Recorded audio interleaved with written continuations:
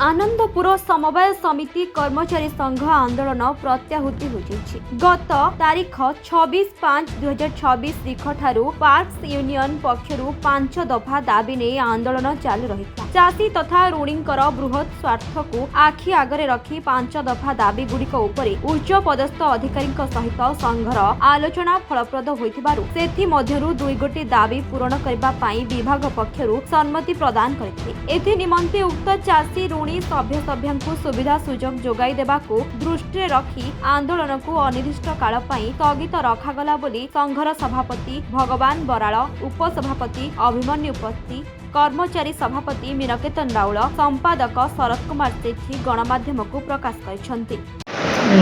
Anandpur PACS union और 5 दफा दाबी नहीं 26/5/2026 पाखु से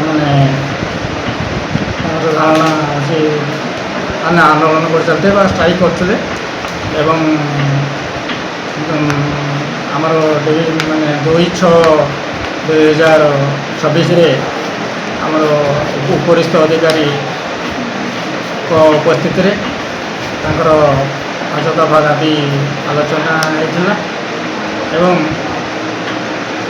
से सब जो दाबी आलोचना होगापर मुख्यतः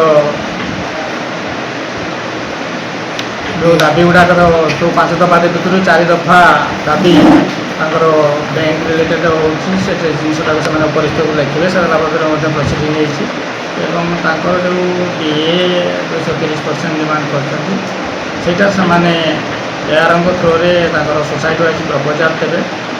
गतकाली आम जो चली गतकाल 26/5/2026 तारिख ठारू चली आंदोलन को दीर्घ दिन है चली आज पर्यंत। गतकाली आमको उच्चपदस्थ अधिकारी मैंने आलोचना 7 जन को डाकी आम जाइलु उक्त 5 दफा दाबी उपर अनेक किसी आलोचना है।